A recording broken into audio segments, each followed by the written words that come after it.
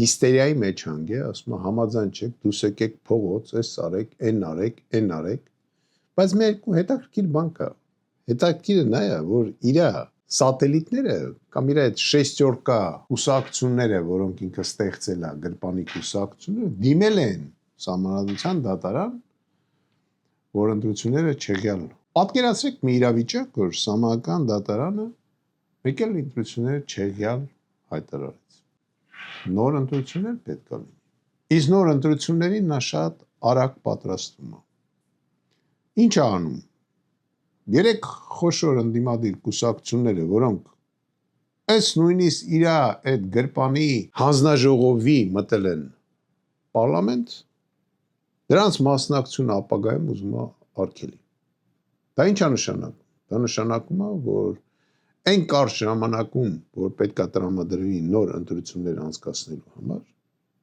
նոր ընդդիմություն, որը որ կարող է իրան հաղթի, ըստ իրեն չի ծնվել։ Ինքը փաստացիորեն որոշել է գրավի իշխանությունը։ Ինչի է ինքը դրան հետում, որտեղ ինքը չի կարող անցկացնի ռեֆերենդում։ Որտեղ ինքը պարտավորվել է իր կուրատորների առջև, որ ինքը դա անելու է եւ Ղարաբաղը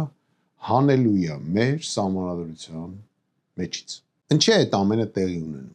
Տեղի է ունենում նրա համար, որ Ադրբեջանի նախագահի խորհրդականը եկել է Հայաստան եւ իրան մի քանի ամիս ժամանակ է տվել այդ հարցը լուծել։ Եվ մենք դա հենց լսել ենք Ադրբեջանի նախագահի արտահայտություններից։ Իրեն ժամանակ են տվել։ Ու ինքը գլուխը ջարդած ուզում է դա անի։ Ես նորից եմ կրկնում։ Այդ մարդը, իր կողքի կանգնած նկարիչները, այդ քննիչները, այդ ամենքը պատասխան են տալու։ Պատասխան այդ նախընտրական, թե ընտրական հանձնաժողովի նախագահան ամենամեծ պատասխանատուն է լինելու։ Քանի որ վերահաշվարկեցին 600-ից ավել ընտրատարած, ոչ միտեղ հաշվարկները չհամընկան։ Պատկերացնում եք, կապ չունի ինչու որ կողմ գնաց։ Խայտառակ ընտրություններ։ Իսկ խնդիրը իր զավթել իշխանությունը։ Ինքը իշխանությունը զավթեց, ոնց որ թե չի ստացվում այդպես ոնց որ ուզում է։